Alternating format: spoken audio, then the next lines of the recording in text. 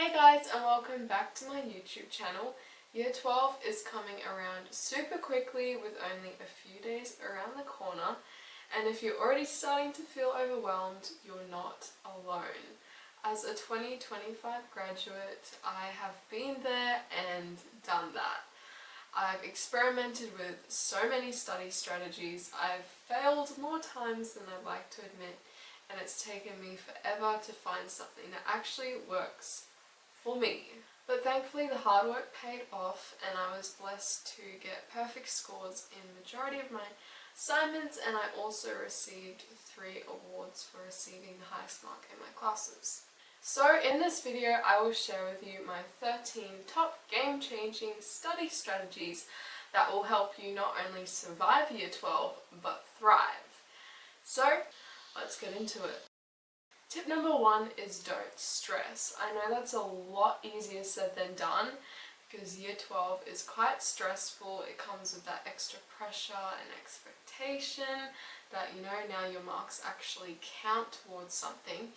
And at least for me, I know my teachers love to rub it in, and I often felt quite overwhelmed. Stress can be a good thing, and maybe for some of you it's helpful because it pushes you and keeps you motivated, but for me it often just got in the way of things and just held me back. So all I can suggest is just look at year 12 as another year. It's technically going to be the same as year 11.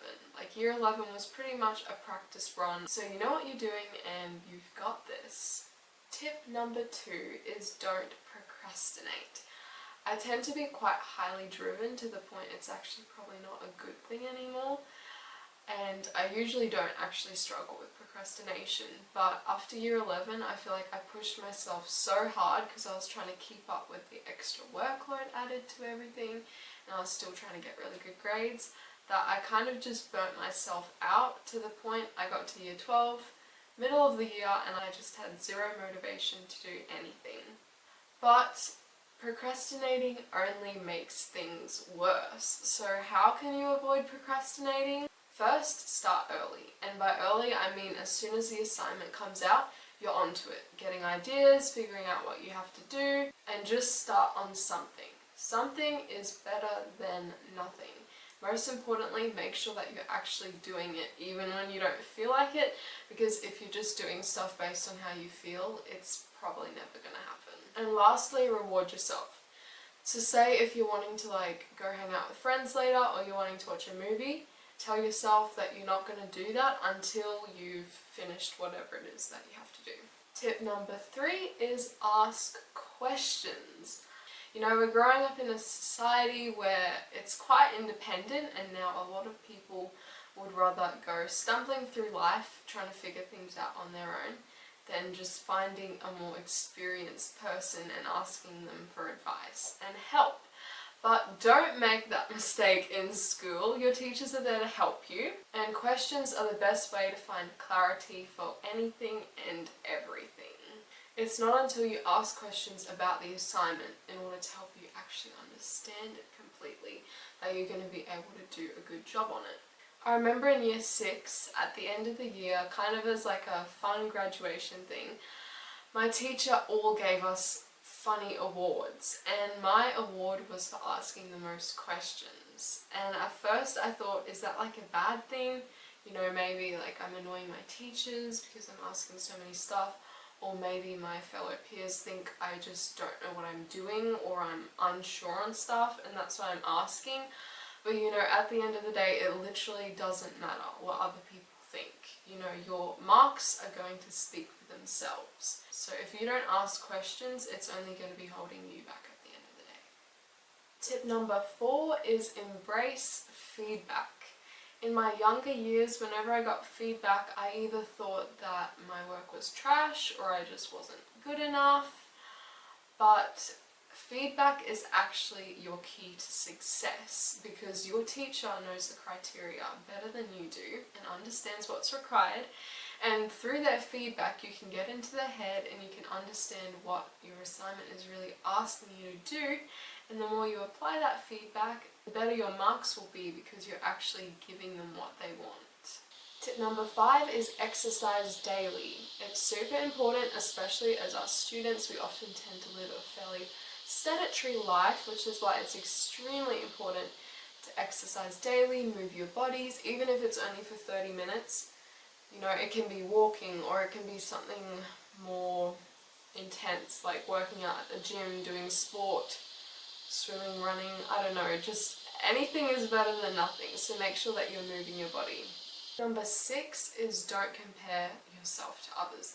Now this is super important because there's always going to be someone who is seemingly smarter than us, or better than us, or more successful than us, and as long as you're comparing yourself to others, you're not going to be content within yourself. The reality is that we all have different things we're good at. We all have different levels of intelligence, or memory capacity, or learning abilities, and that is okay because we are all our own unique individuals. So instead, make sure you're focusing on your own goals, your own areas of growth, and just being grateful for how far you've come in your own learning journey. Tip number 7 is use a variety of study techniques. I'll just share with you some of the ones that I've found super helpful for me. I really like using flashcards. It's also super helpful to do practice exams, even if you're just writing up your own questions. It's also super helpful to interleave. I found this super helpful in my math because you get to your externals and you have a whole textbook of concepts to memorize, and you've probably forgotten half of them already. So when you're at the start and you've kind of forgot majority of the stuff, it's best to block them, so have a whole day dedicated to one topic or something. But once you're more familiar with the actual topics, it's good to interleave it. So you do one day you do topics 2, 4 and 6, just as an example, because then your brain is getting used to switching between information, and it just helps it stay a lot better than if you're doing topic 1 one day, and then 2, 3, 4, 5, 6, you get to 8 and you've already forgotten topic 1. Whereas if you're spreading it out, you're just going to remember it a lot easier. Also, instead of trying to remember how to just do something, it's super important to try understand the concept and why it works like that. For example, again with math, in younger grades you can easily just remember what that formula is used for. But in grade 12, you're going to have more complex, unfamiliar questions that you're not going to have had before, where the situation will be different to other situations you had before, and that's where it's super helpful to understand the what, why, and how of your formulas on all your math concepts. Because then when you read the question, you're like, okay, this math concept is this, and that means I can probably use this formula. And you probably even have multiple formulas and multiple mathematical concepts in one question. So it's super important to understand the concept, not just how to use it. Okay, another one is explaining it to a family member or friend. I've always found that when you're trying to help put information into words and figure out how to explain it to someone else, it's a lot easier to remember, and also it helps you figure out your gaps in your learning where you have to then go back and learn the stuff. Another one is to get creative. A lot of the time my sister and I would create songs and raps. I don't know, you can even try poems or something, just anything to add variety to your studying. Tip 8 is to get a good night's sleep. I feel like that's pretty self-explanatory. Your brain's not going to be able to function if it hasn't had enough time to recover and to actually consolidate the memory from that day. Tip number 9 is eat a healthy diet. Some of you might be wondering what food has to do with grades, but believe me, your brain needs nutrients, good fibers, proteins, lots of fruit and veg in order to actually function properly than if you're living on sugar, fast foods or coffee.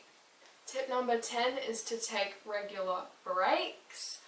This was super hard for me starting out because I really like to just get everything done in one sitting, especially when I'm focused and I'm on the roll. But our brains need rest, and you'll find that when you actually come back to study after having a proper break, you're going to be able to concentrate a lot better and think a lot quicker and clearer. Just make sure though that during your break you're not doing anything else that is involving high concentration levels, because you're trying to give your brain a break from concentrating.